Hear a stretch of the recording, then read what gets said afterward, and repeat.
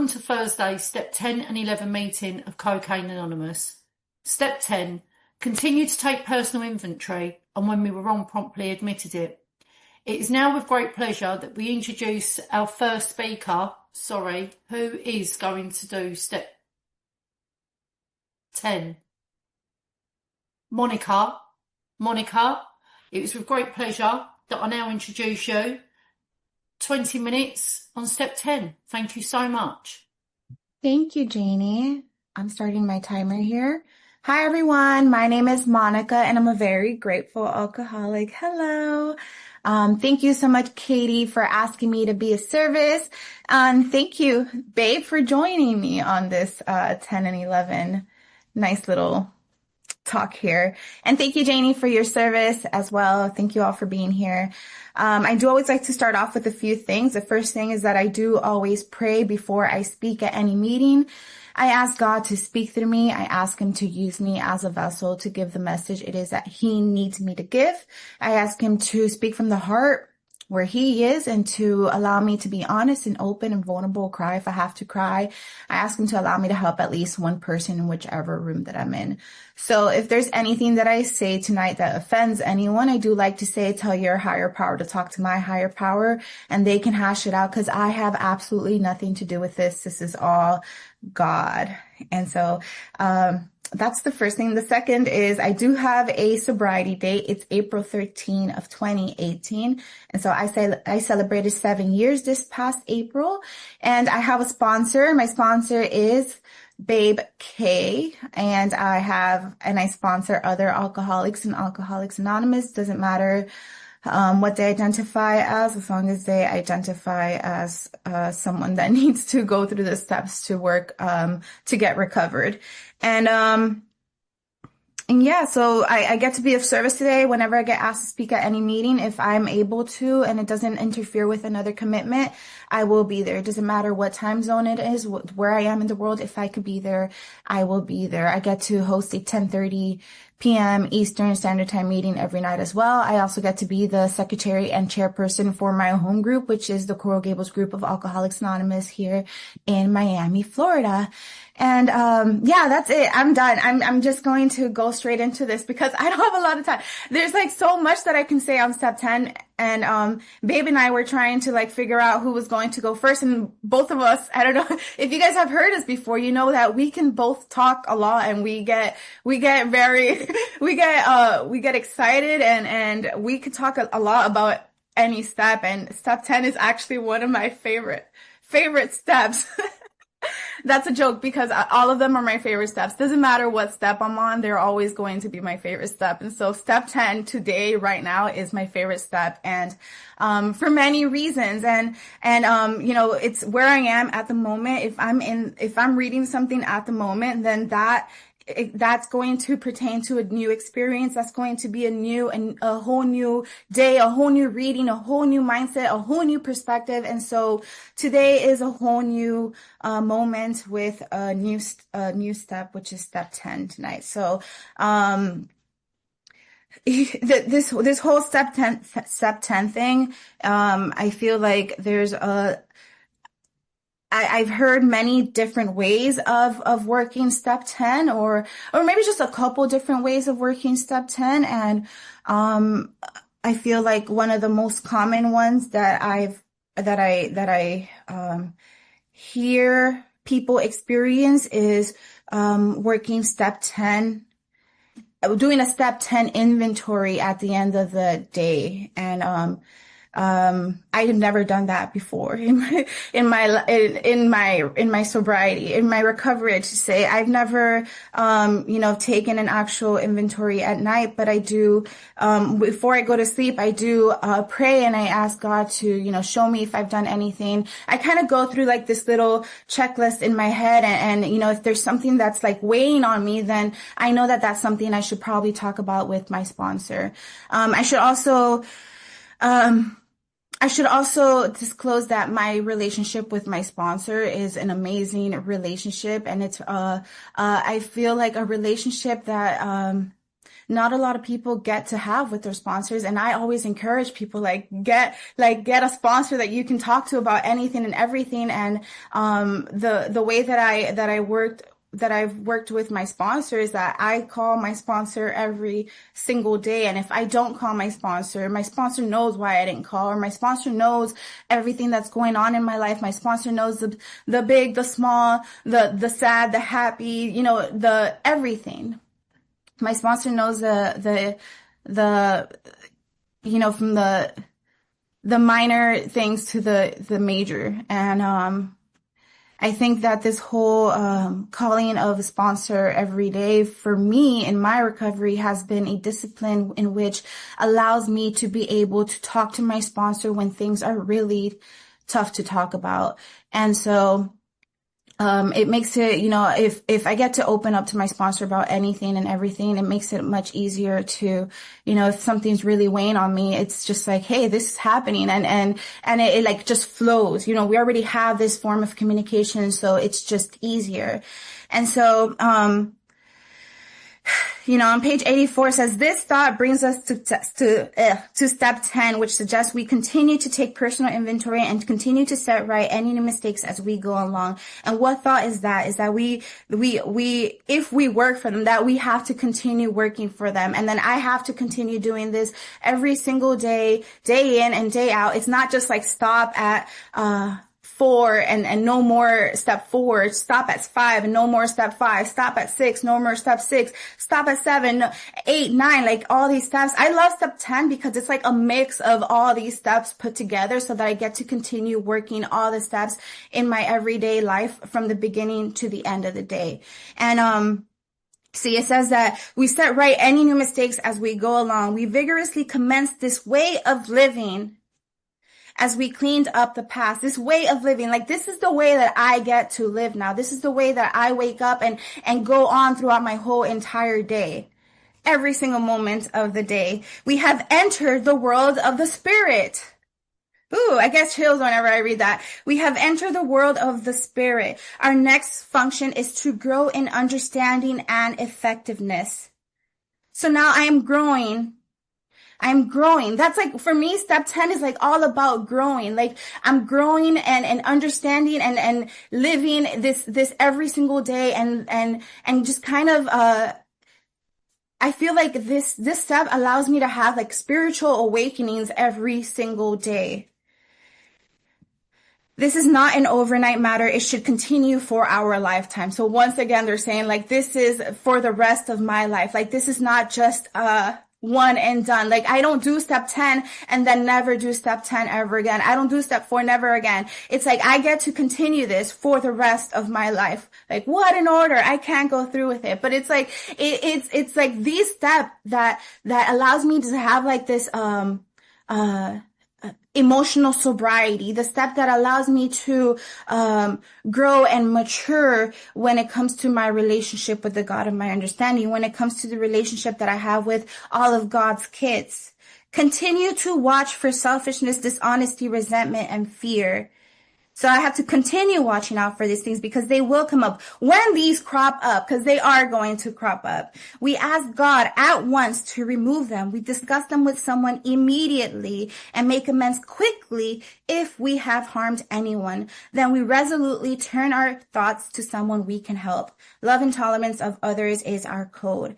And like, I love this because I have had so much experience. I've had so many experiences with step 10 where I'm telling myself and I'm going through this checklist of like, okay, like, you know that you're selfish. You know that you were fearful. You know that you were this. And I'm praying about it and I'm praying and praying and praying and I'm being of service and I'm helping someone. And I'm just like, why is this feeling still so heavy on my heart? Like, why do I still feel like crap? Why? And it's like they're giving me these instructions right here, like in this book, like they're right here in front of me, and I'm forgetting to do one of the most important ones, which is turn to someone and discuss it with someone immediately. And I realized that when I do that, it like instantly, it's like it vanishes. The weight is no longer there. It's like the step 5 of this whole thing. It's the humility that comes with talking about something with someone. The fact that I know that I'm not perfect. perfect that this is happening in my life, that I could be 7.5 years sober and I could still mess up, right? That I could still, make someone upset, that I could still make someone sad, that I could still step on the toes of other people. And I've noticed that there's always one thing that could be missing. And as soon as I do that part, it's like that weight just eases. And I call my sponsor. Like, there's been times where I call my sponsor once. There's times where I call my sponsor 3 to 4 times in one day. And he's just like, surprise, here I am again. Love and tolerance of others is our code. So this allows me to be aware, to like know that that these things can come up, that I can look out for them and know that it's okay to make mistakes, but how am I going to fix them? And we have ceased fighting. These are the 10 step promise that Katie already read, actually, but I'm going to read them again. We have ceased fighting anything or anyone, even alcohol, for by this time sanity will have returned.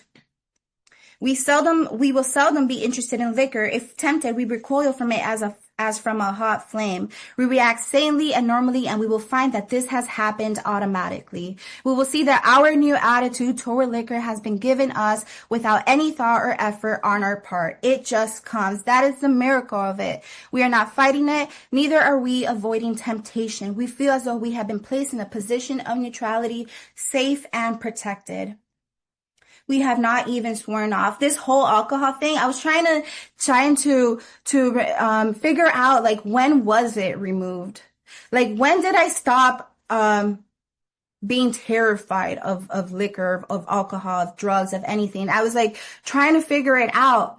And I don't remember. The thing is, like, all of this to this point in step 10, like, I get to do everything, right? Step 10 is step 10 for a reason. Cause before step 10, I've done 1, 2, 3, 4. I've done 5, 6, 7, 8, 9. So many steps that bring me to this point, that I have been working towards God's will. What is God's will for me? That I am, trying to reconstruct relationships in my life. That I'm, trying to grow and get closer to my Creator. That I'm trying to grow, like, all these things that bring me to this point.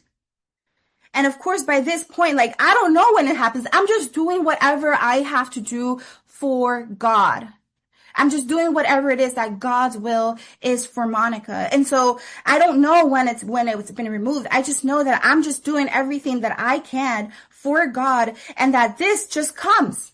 That I'm not like looking for it. I'm not constantly thinking about alcohol. I'm not constantly thinking I shouldn't go to these weddings. I shouldn't go to these parties. I shouldn't go to, my parents' anniversary or my brother's. Like, I don't have to be constantly worried about these things, because I have been placed in a position of neutrality, safe and protected. I can go anywhere.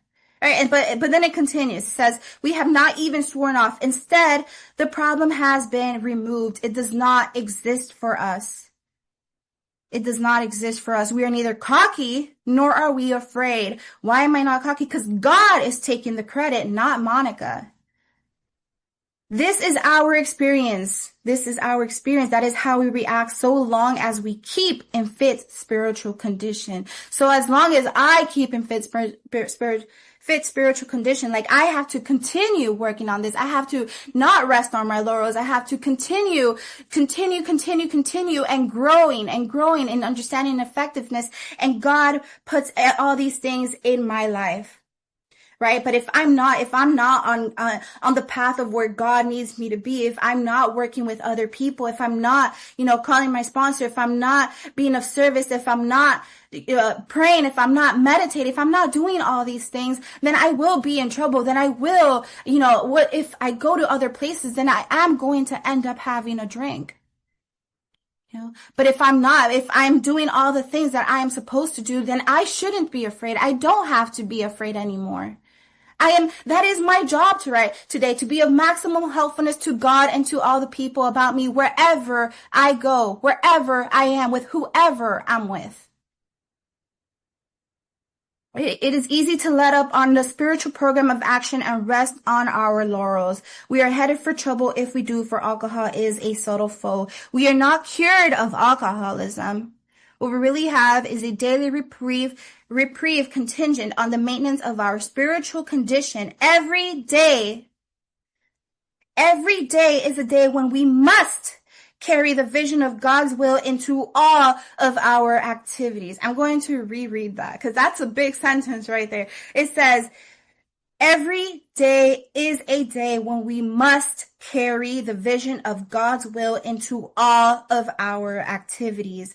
It's not just maybe carry the vision of God's will into some of our activities. It's must carry the vision of God's will into all of our activities. That means everywhere, every single moment of the day, wherever I go, wherever I am. So if I'm going to the gym, am I being a jerk at the gym? Am I upset that someone, took the bench that I wanted to take? Am I upset when I'm driving? Is it because someone cut me off? Am I upset when I'm with my family because my little cousin is annoying? Whatever it is, it doesn't matter. Like, I get to carry this everywhere I go.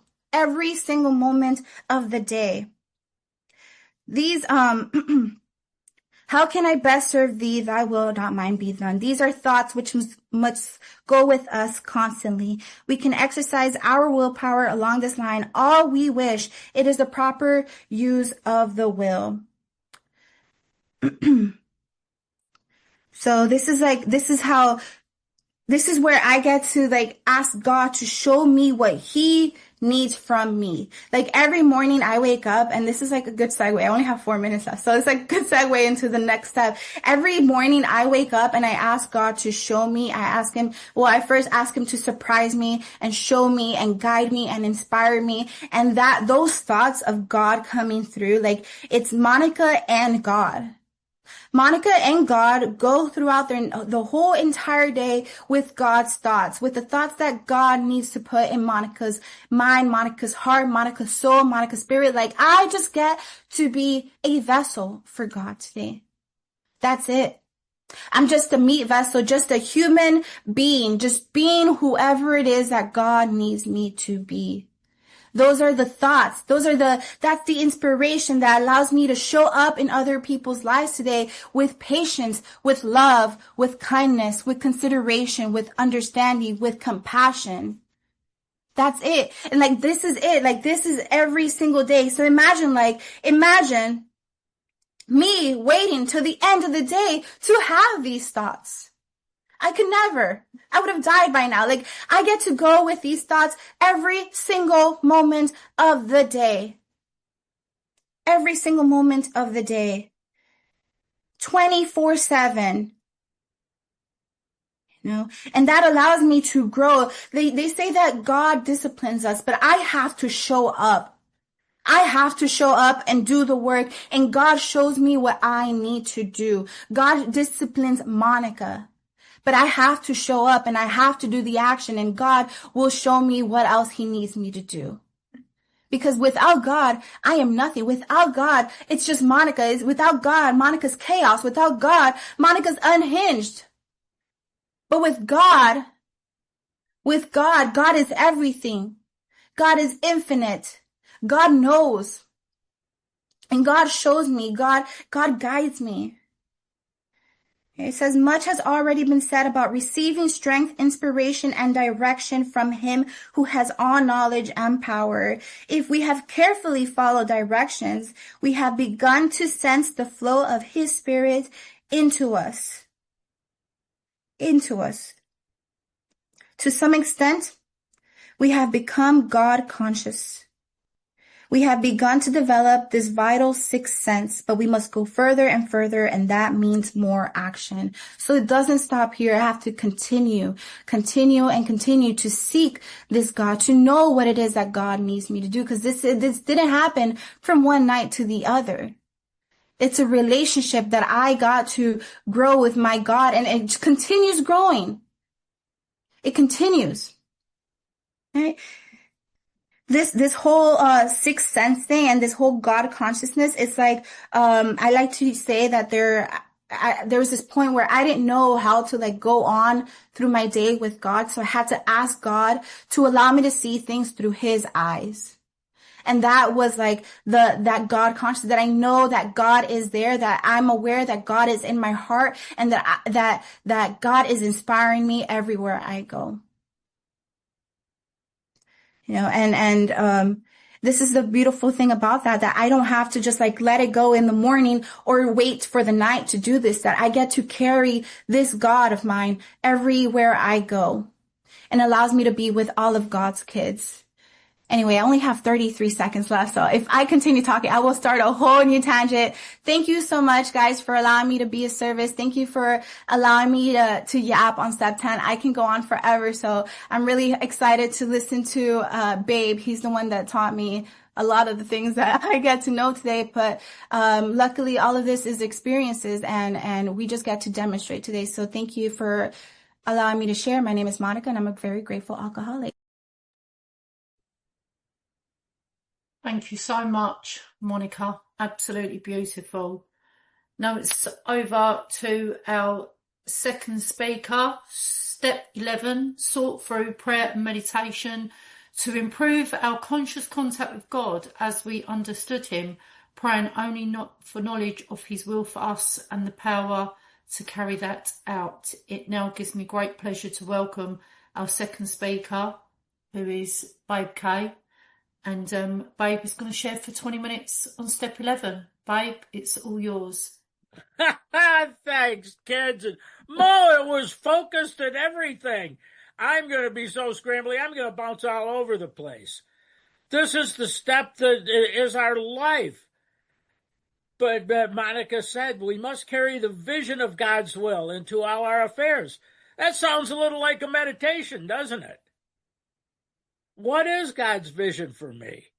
And step 10 should be our favorite, I suggest, because I suggest that that is where we have recovered. It says that this 9th step promises we suddenly realize that God is doing for us what we can't do for ourselves, something to that effect. I can misquote the book with the best of them, so feel free to correct me afterwards. But we've got a little hint of a God consciousness when we're experiencing the 9th step promises. And then we grow in understanding and effectiveness. Just before that, it says we have entered the world of the Spirit. And what is recovery? A spiritual awakening as the result of these steps.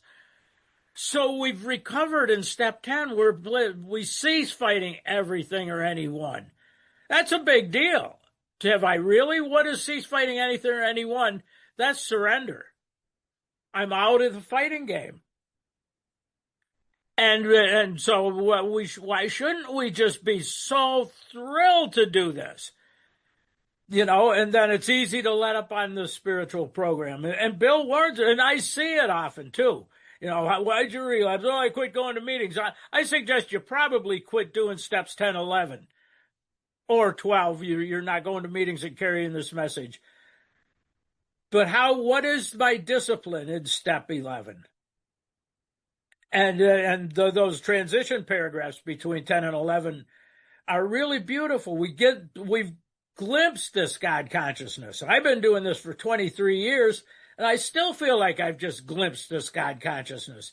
It's a never-ending story, and it's so wonderful. I was doing this Q&A at one of these things, and the guy says, "Babe, what are you doing? AA gets all stale and boring." I said, "I don't know. I've only been doing it for 20 years. I'll let you know when it gets boring."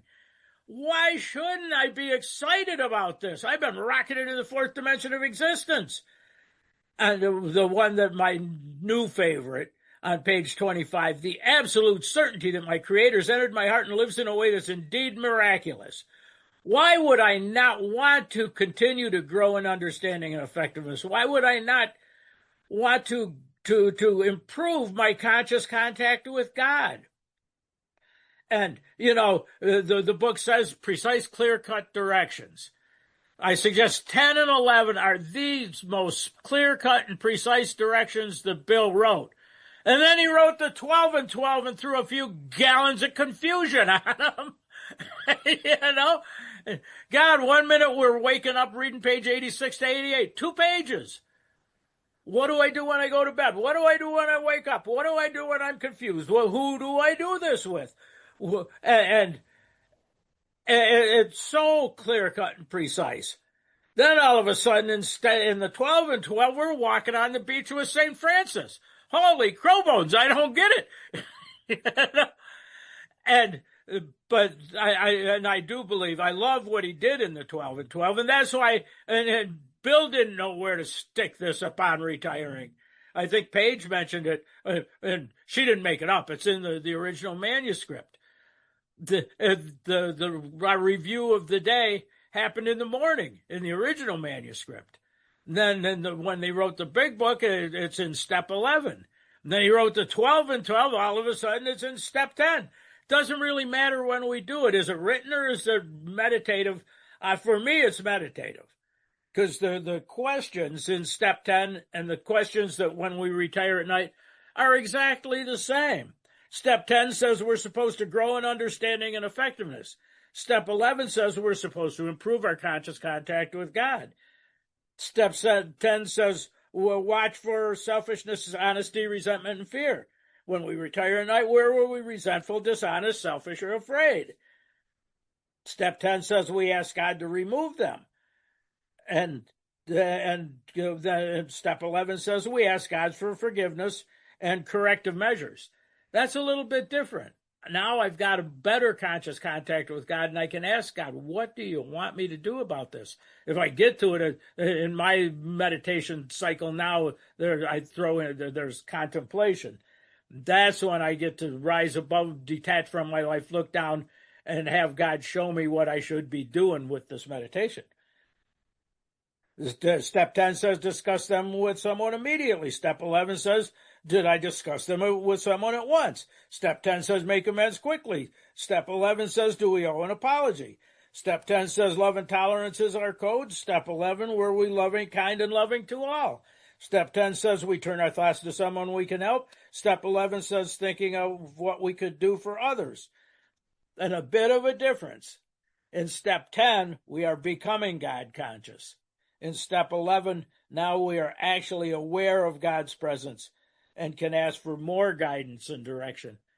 So to me, it is a meditation at the end of the day. How well have I done step 10 all day long? I did a little Babe's Will, God's Will checklist, and I did it all through my day at work. I'd do it before I'd work with my guys and go through, and I was looking at all the character defects when I started. Then as I grew, I started just looking at the God's will side of it. Then just before coffee break, I'd do another quick inventory.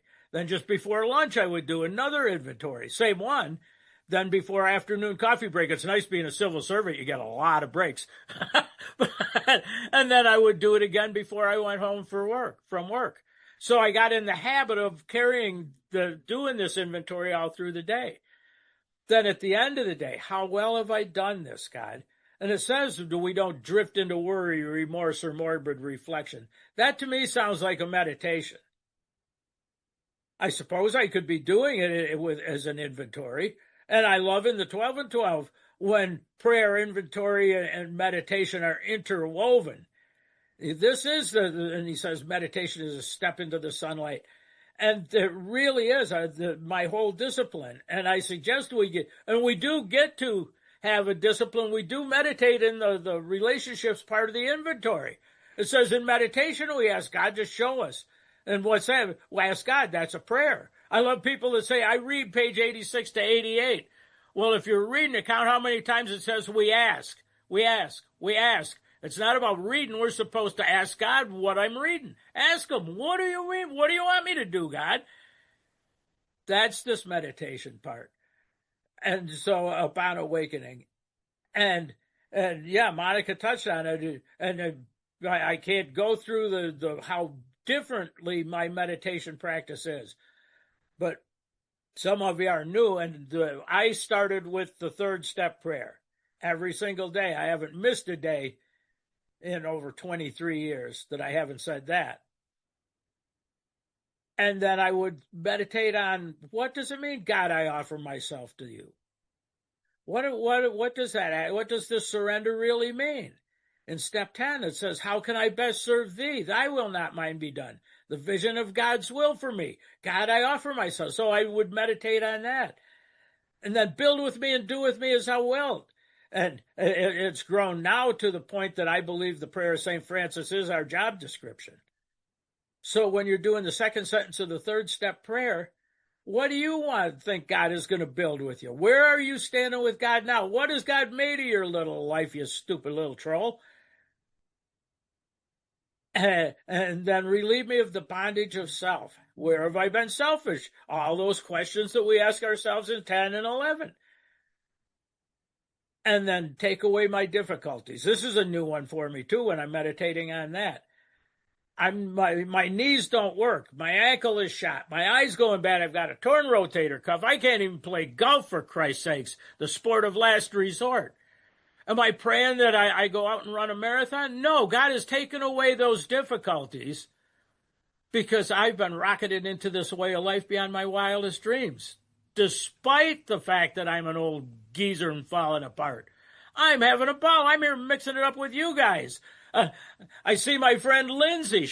I haven't seen her in like 8 years. There aren't many people out here in the sticks that do Zoom meetings. And I see her on this one. God, probably 8 years ago, she'd show up every Monday at the Looney Nooney book study. And she was there. And here she is, boom, in the UK at this meeting. So hi, Liz. She came pregnant. She came with a brand new baby. The kid had more sobriety at 3 days than some of the people at the meeting. But this idea that our difficulties are taken away, it does not mean that I'm healthy. I hope I'm spiritually healthy. That's what we get. Why do I want my difficulties taken away? Well, because my knee hurts. No. So I can tell all of you guys, God is so good that despite everything in my life, I'm just rocketed in the fourth dimension of existence. I have this life beyond my wildest dreams. And it doesn't really say that. It says it's a way of life, but that's step 12.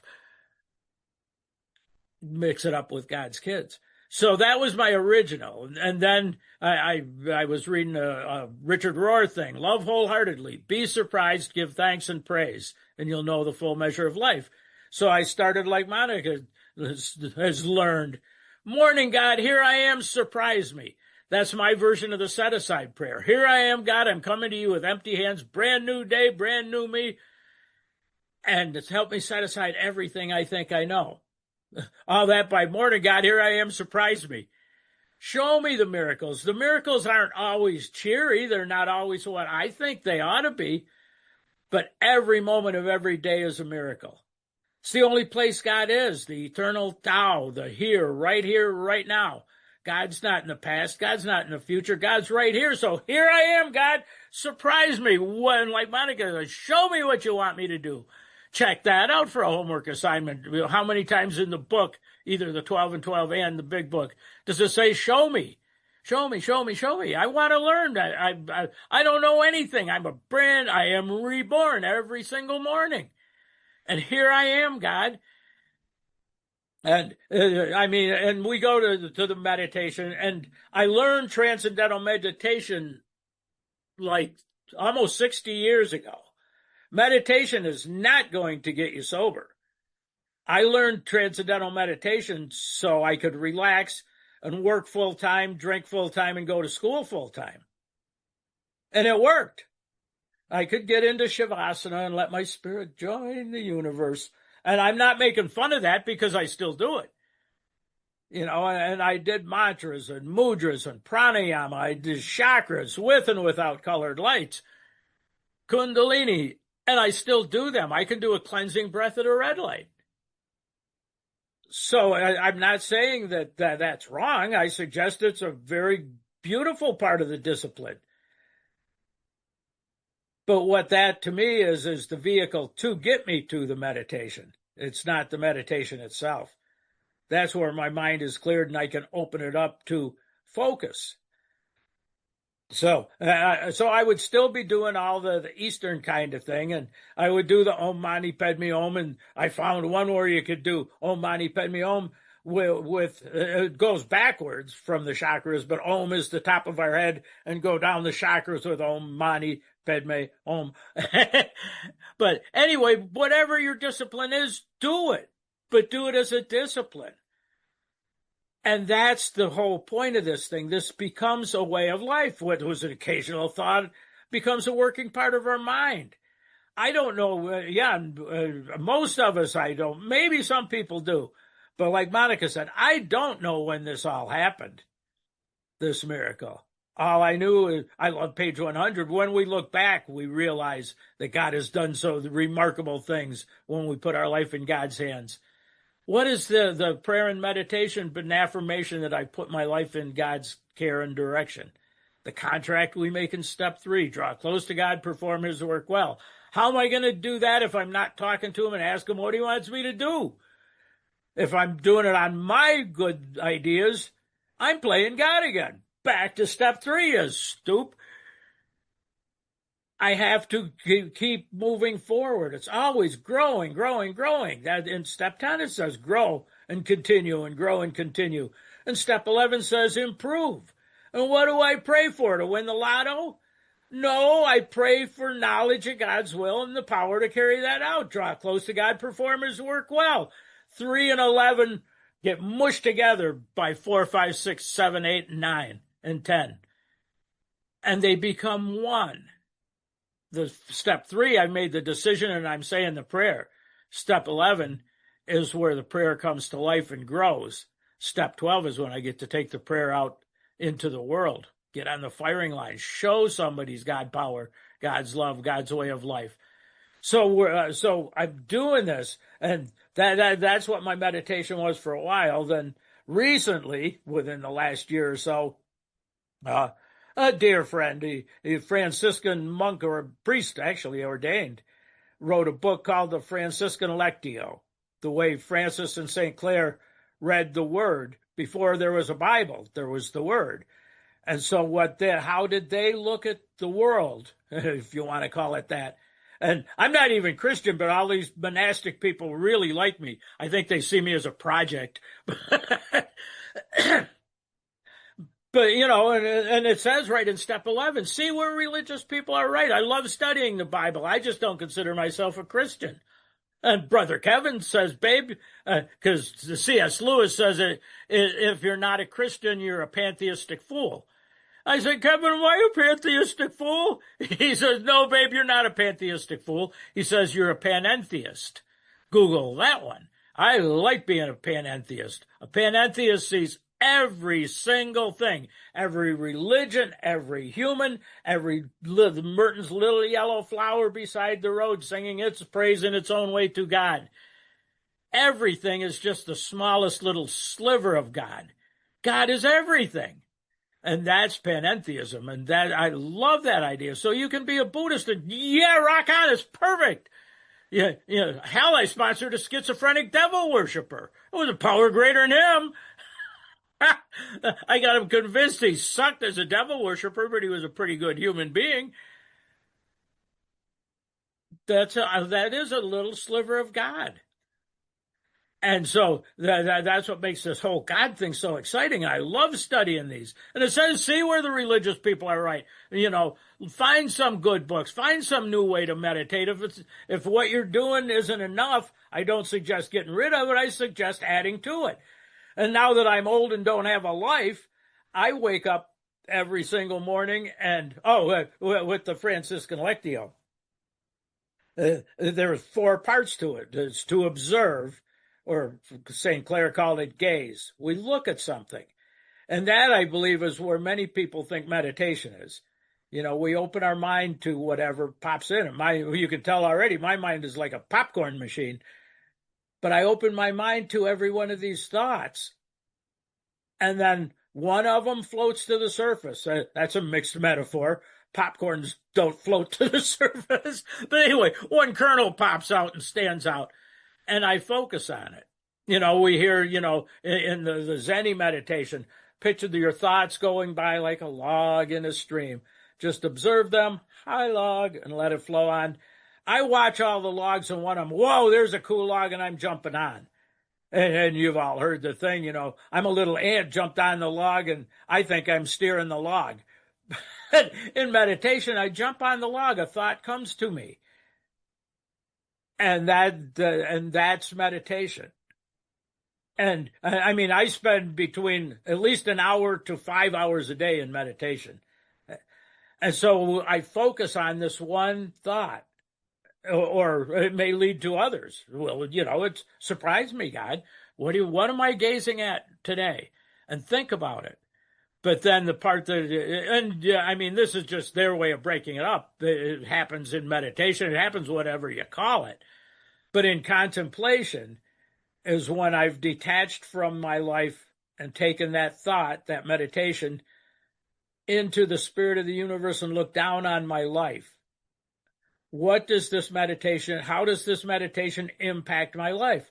Richard Rohr says that when we that detach, the new pair of glasses, seeing the world through God's eyes, that's all the same thing. And that's where Richard Rohr says that is God consciousness.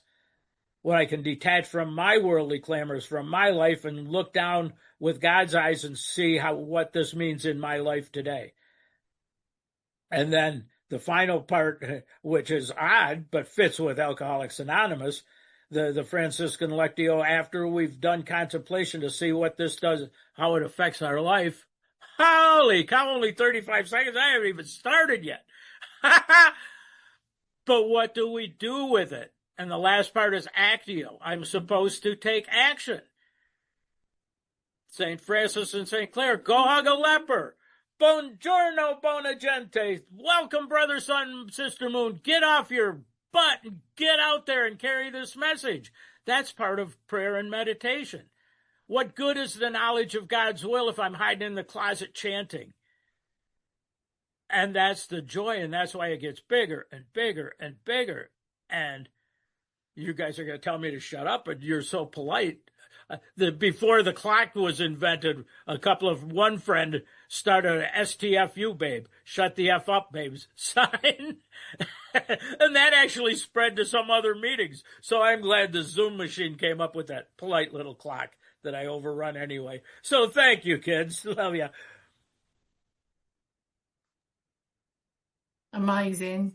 Thank you. Thanks, babe. Thanks, Monica. And it now gives me great pleasure to invite you both in for your spiritual discussion. So, Monica, if you want to unmute yourself, darling, and babe, it's yours for 10 minutes. Thank you, Janie. Babe, thank you so much for a beautiful lead on step 11. And I feel like Babe and I talk all the time, every day, all day. And so we talk about everything, but we were talking about God conscious, the conscious contact with God, and how we get to see things through God's eyes. But how do you know when you're actually improving God, this conscious contact with God? Ooh, that is a good question. I think it is when I have grown in understanding and effectiveness.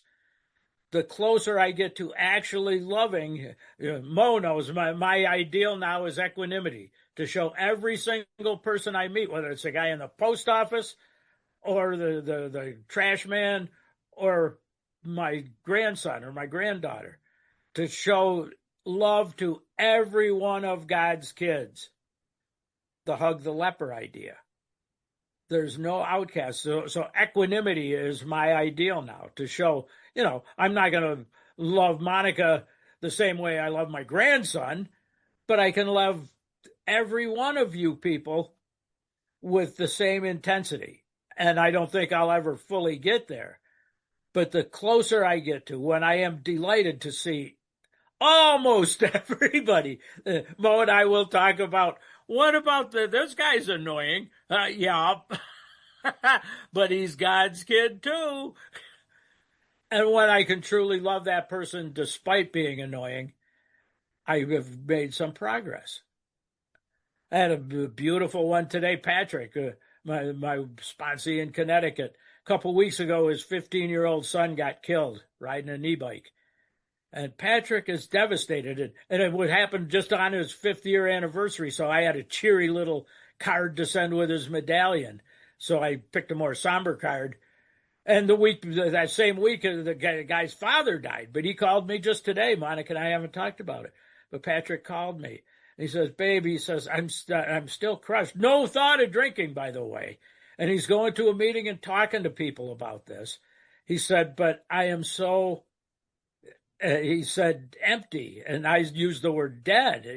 We're dead inside. We go through this horror, we go through this pain, and then we come out the other side. Grieving is the root of that. Is, I don't know if Paige is here. She and I like etymology, but the root of grief is gravity, the weight. And so isn't grief just this heaviness, this dull emptiness? That's where this beautiful guy is, because, of course, his son was his whole world to him. And now they're tragically taken away. Am I ever going to get through it? But he called me. He didn't go to the liquor store. And he's out doing this. And I said, eventually the joy will come when we're getting out of ourselves and talking about it. If I hold it in, it's just going to get heavier and heavier and heavier. When I find someone else that has experienced it, he knew what I'd gone through with Kate. And so I said, I know what that feeling is. I said, I can't imagine with a child, but the love of my life, that slow death. And how can I be so joyful about that? So that's how you know when you're improving, when you wake up and, holy crap, I wouldn't have thought of that. Thanks, God. And I got one for you, and you said we don't know when this is going to happen or when it has happened. And it's been a long time we talked about it. But, it says the vision of God's will must go with us constantly. This must. A conscious contact with God. But do you actually thinking in terms of, oh, God, I know you're with me. Oh, God, I know you're with me. Or do you just walk through life and every once in a while say, yep, there's God still with me? Yeah, I think God becomes a part of me, and it's just like God and I are together and we're one, and there's no like separation. And so always with me. So how can I ever just like, I don't have to constantly seek that connection because it's already there and it's just a part of me now. And yeah, I mean, there's always those moments where I'm like, there's God, or like, yep, that's how you know. And also like that paragraph that we both love so much on page 100, which is when we look back, like there's so many of those times when we look back and we're like, wow, like all of this has happened. And like, you can see how God has been there the whole entire time as well, without having to constantly make sure that God is there. It's like the doubt is no longer there. I'm not doubting God. I'm not making sure that he's there or not. It's just, I know that God is there. And that's like the awareness that we were also talking about, that we're aware that God is in our hearts, that God is in our lives, and he's with us constantly everywhere we go and with all our thoughts. And I mean, even with when I first met you and you were sharing about your wife and her diagnosis and all of that, and how you were sharing it with so much love and enthusiasm and up until the day that she was gone. And I said, that's what I want. And I didn't know exactly what that was. I just knew that it was like the joy that you were bringing out into a meeting and just talking about it. It's what I wanted. And, I didn't realize that I already had that when, like, years later after working with you, when I was experiencing something similar. And that's exactly it, that we just take God everywhere we go with all our thoughts. And we realize when we look back that he's always been there and he's always with us, and it's just a part of us now. Yeah, that's cool, right? That's very cool. And yeah, just the other night I was at Tonito's meeting, and the theme is when God showed up. And it's in the book 3 times. Bill in Winchester Cathedral needed God and he came. And when he's talking to Ebby, get your own conception of God, he needed God and he came. And then on page, I don't know page numbers, but he says once again, I needed God and he came. When God shows up. But when we look back, God never went anywhere. God has always been with us. I don't have to be consciously, which even though it says it's conscious contact, it's not like I'm running around with God blinders on that, oh, this must be God, this must be God. It becomes what part of our makeup, but it's the way of life that God is with us. I heard once that we're somebody says God is like breath, which is pretty interesting. Spirit means inspiration is the breath of life. I love that. The definition of God is the breath of life. And so what is breath? Do you pay attention to every single breath? No, you pay attention to your breath when you're suffocating or you're hyperventilating. But you're still breathing, and you know you're still breathing because cogito ergo sum. I'm thinking, I must be real. So I don't have to consciously say, okay, this is God. I no longer carry around that little 10-step checklist. I know when I'm being prideful, angry, lust, envy, greed, gluttony, sloth. They say just, those 4 or 5 things, but I throw in the 7 deadly sins too. We know when they're there. And that's when I'm suffocating under my own breath. And then I turn to the breath of life, just like it says to do. Yeah, that's beautiful. It's like this, and speaking of like breath of life, because I just recently had this whole, health scare with my breathing, and it felt like that. And that's exactly what it feels like. It was like I was being, my airflow was being constricted. And that's exactly what it feels like when I'm not in constant contact with God. Like it's because it's happened before, right?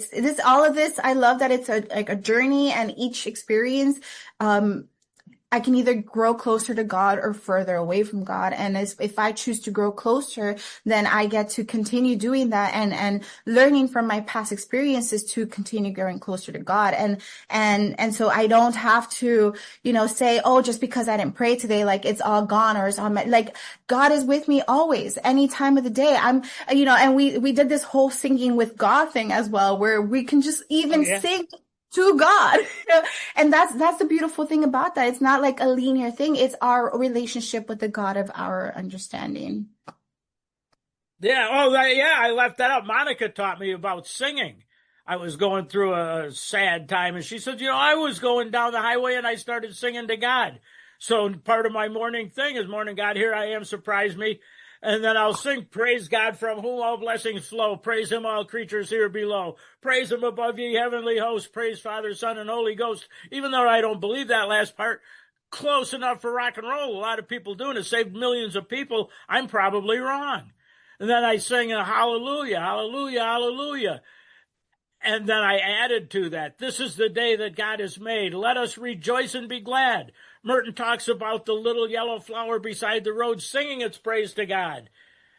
Oh, and geez, only 36 seconds. I'm going to read if you don't mind. To simplify it, this is Thomas Merton talking about prayer and meditation. Mental prayer is something like a skyrocket, kindled by a spark of divine love. Think of that, divine love. What a name for God. The soul streaks heavenward in an act of intelligence, as clear and direct as the rocket's tail of fire. Grace has released all the deepest energies of our spirit and assists us to climb to new and unsuspected heights. Nevertheless, our own faculties soon reach their limit. The intelligence can climb no higher into the sky. There's a point where the mind bows down in its fiery trajectory as if to acknowledge its limitations and proclaim the infinite supremacy of the unattainable God. But it is here that our meditation reaches its climax. Love again takes the initiative, and the rocket explodes in a burst of sacrificial praise. This love flings out 100 burning stars, acts of all kinds, expressing everything that is best in man's spirit. And the soul spends itself in drifting fires that glorify the name of God, while they fall earthward and die away in the night wind. There's prayer and meditation. Thank you, babe. I love you. Yeah. Oh, yeah, there's other people here. Amazing. Thank you. Thank you. Thank you. Thank you. I love that. It is now the Q&A part of the meeting, where you can come in and ask the speakers any questions relating to 10 and 11 or what you have heard. Please be mindful to keep to questions only. So let's see some raised hands.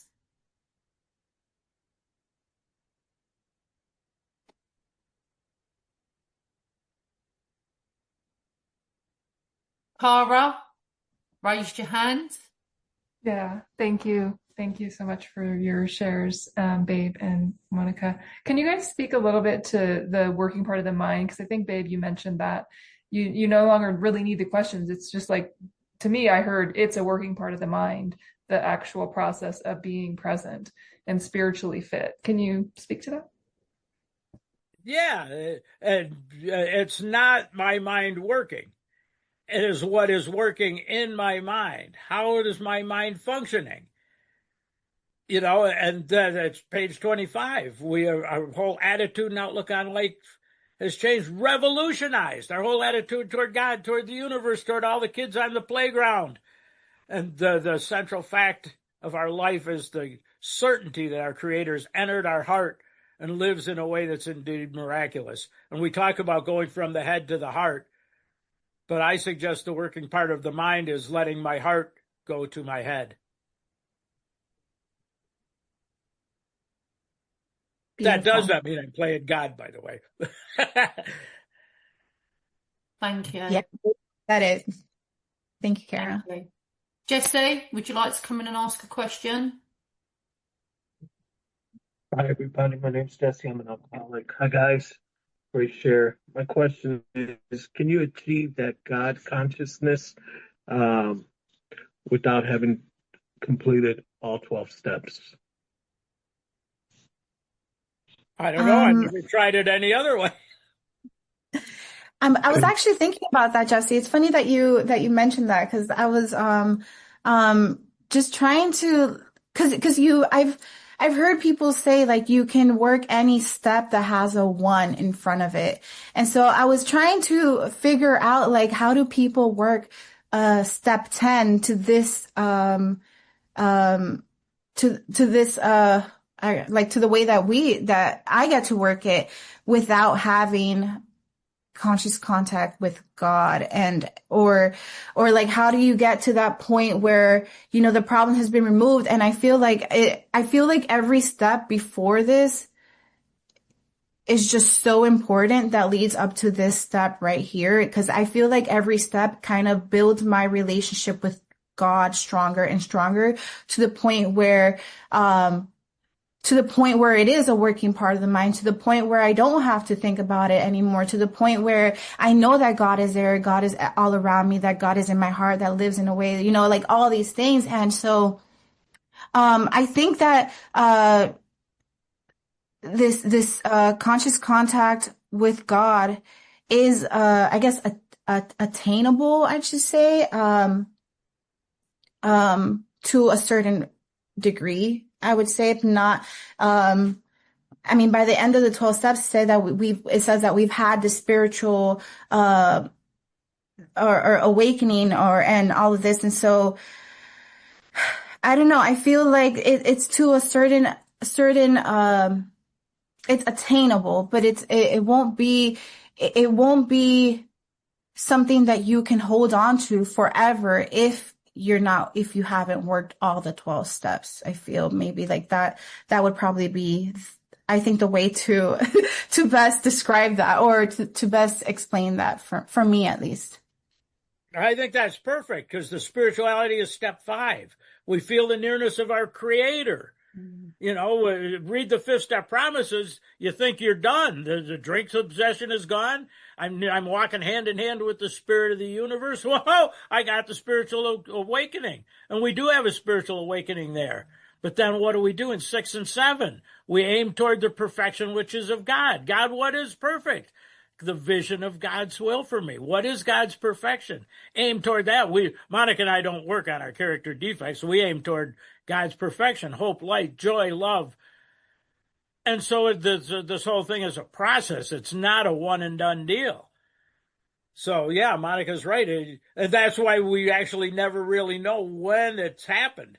All of a sudden we look back and holy cow, my life is totally different. Mm-hmm. Amazing. Thank you. Thanks, Jesse, for your question. I'm going to ask a question for both of you. There's been times in my recovery when life has really shown up and I've been in so much pain that I've actually thought it's never going to be any different. Like, I'm never going to get out of this. One of the occasions, I literally set an alarm on my phone every 15 minutes, reminding me to turn to God, to bring my thinking back. I'm mindful that there's some new guys on here and people that may be struggling with life showing up. And if you've got any tips on how to get grounded back again, because as we know, there is always light at the end of the tunnel and we can grow through it. So just to give maybe someone some hope on here that isn't speaking up and just needs it. Have you got any tips, on what you did when life really showed up? Absolutely. Like I was talking with my sponsee, Patrick, who lost his son. And the way I started, build and grow a discipline. What does it say? Enlarge our spiritual life through work and self-sacrifice for others. Because the shit's going to hit the fan. That's not a quote. And when it feels like it's never going to end, Monica talked about my wife. 15 months I watched her waste away and die. And what I did, I relied on my discipline. I also, one time she was in intensive care.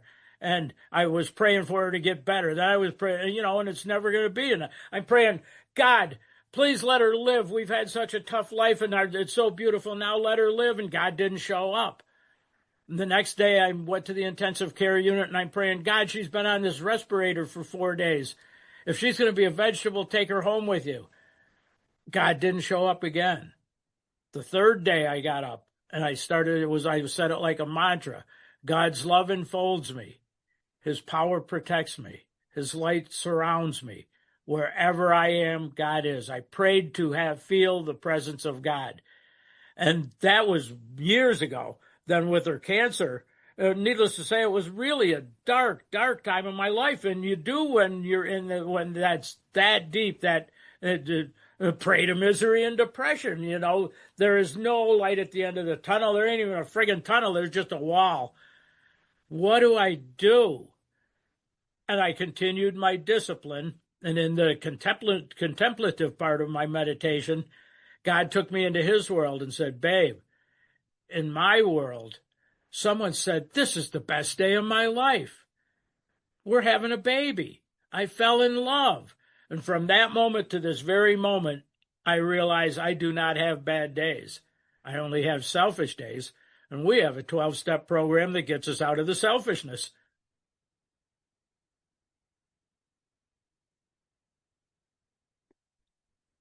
That's the advantage of getting old. You get to go through a lot of stuff.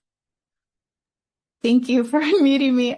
There's just some noise happening here, so I have to be constantly muting. Anyway, Janie, what a beautiful question. I was actually getting kind of choked up and emotional when you were sharing, because isn't that the beautiful thing about this, is that we have our experiences and they allow us to help other people, especially when it comes to these things. And, there was this moment in my life where, I remember having my heart broken so bad, and my first thought was that I hope this heartbreak doesn't block me from loving anymore, from doesn't block me back into the way that I was before Alcoholics Anonymous. And I remember getting on my knees and just praying and saying, God, please don't let this not show me, not allow me to love anymore. Please continue showing me what I need to do so that I can continue loving the way that I love, the way that you showed me how to love. And I was just and I think what matters is the intention, this is what I really, I just don't want to be blocked from God. And that's it. And you mentioned that you would put a timer, and that right there is being, I guess, the willingness to want to continue seeking God right there, that you're constantly, that you need God. And so you put that reminder there so that you can continue searching for him. And I think that right there is the most important thing. During that time of my life, I remember that I was kind of I was journaling because I was so sad. I was so sad. And I would journal and journal all my emotions. And I remember, every time I would cry, I would journal it. Like, I'm crying now, and then I would put like, this is so silly. Like, I'm crying, but this is the best moment of my life. And then the best part about everything is that whenever I've had these like heartbreaking experiences that really shatter me, I always have like this new epiphany or realization when it comes to my relationship with God. And that moment, that at that time in my life, I had the realization that the moment that I'm in is the only moment that matters, and it's the best moment of my life. And so imagine like crying and then telling yourself like, this is the best moment of my life. And then you're suddenly laughing, you're suddenly smiling, then you're realizing that you're in right here, right now. And that's it. Like, this is the fourth dimension of existence. Like, right. This is the only part that matters. And even so, like, I remember my dog passed away a year ago, and the same thing that Babe was sharing.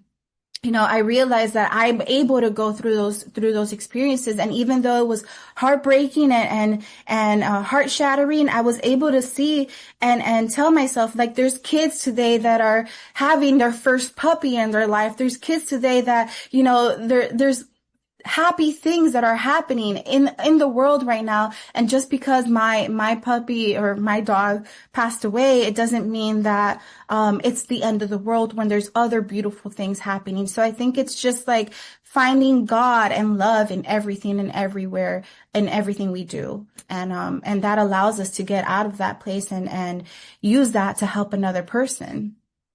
Thank you. Wow. Thank you. Yeah. Thanking God for giving us an opportunity to demonstrate. And next up, we have MJ. Oh. Thank you so much, Janie. Hello, everybody. MJ, very grateful addict.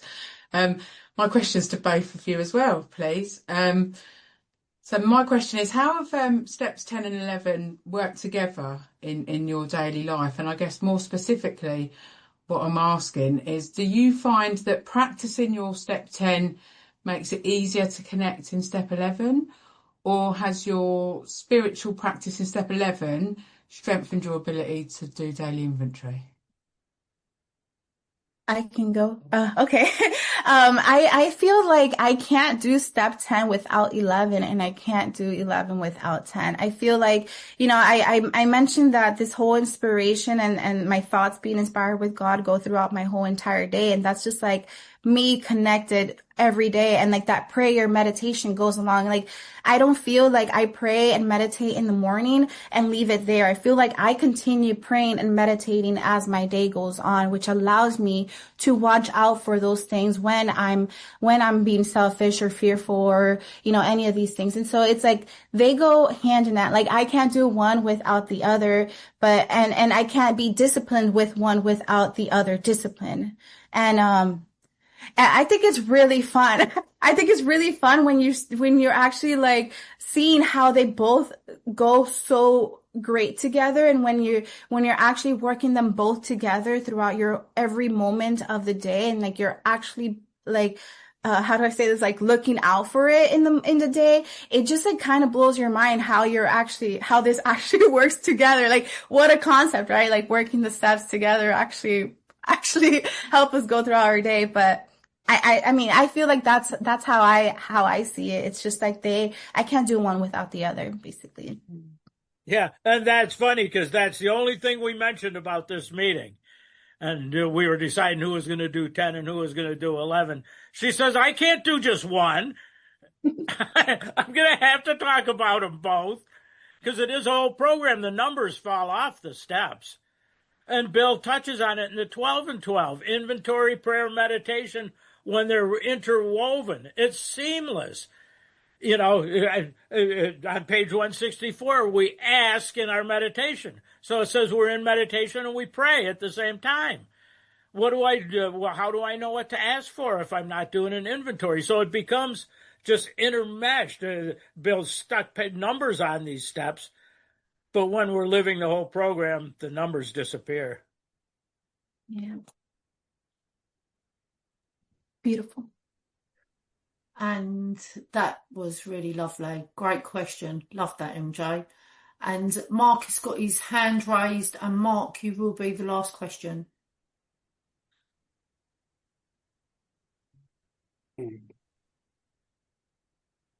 Hi, guys. I'm Mark. I'm an addict. Monica and Babe, thank you both so much for most incredible and powerful share. As someone that's new in recovery, I've had this question repeatedly in my recovery, and I think I might have the answer, but I'd just like to hear it again. And I don't know it in words. So my question is, this is a whole new way of life. This is a way of life which is totally different. And I just struggle to wrap my head around the fact, like I hear someone 7 years clean. And I'm like, you've been doing this every day for 7 years. How do I wrap my head around and pragmatically understand or swallow the pill that there's this new way of life? It's about God, praying every day. Like, it overwhelms me to think of this. Like, this is such a whole foreign new thing. Like, what's the strategy? What's the technique? How do I understand that this is my life?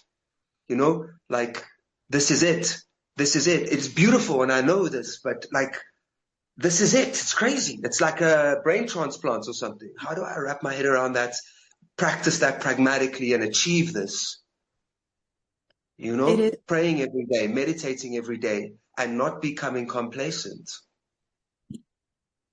It is crazy, I Mark. suggest it's pragmatic in that the steps are numbered. Mm-hmm. You know, well, we don't. You don't get 23 years of spiritual recovery in 23 days. We have to live that, go through the process. When step 3 gets bigger and bigger and bigger, step 4. And when you can, and I can't wrap my head around it. I'm pretty sure Monica can't, because our brains are fried. But that's the joy, that we can't do it. But what we find is that there's such joy in trying to do it, the discipline. There's no reason why we would go back to our old way. I'm going to keep going on this because I'm starting to, you said it. This feels all new. And we're a little afraid because we spent our whole life playing God. And now we're just a bozo on the bus, and God's going to steer, and you know, and all these gods were around before there were cars. And we're going to let this goof drive the bus? You know, and that's why this is so much fun, especially once you get past step 9. Step 9 is not necessarily fun, but that's the last vestige of what we've held on to, is the way we've hurt God's kids. And when we clear that up, we know a new freedom and a new happiness. So, yeah, don't try to, I don't know, I'm not even going to tell you don't try to wrap your head around it. Try to wrap your head around it and be amazed. Because I love being amazed. What do you think, Mo?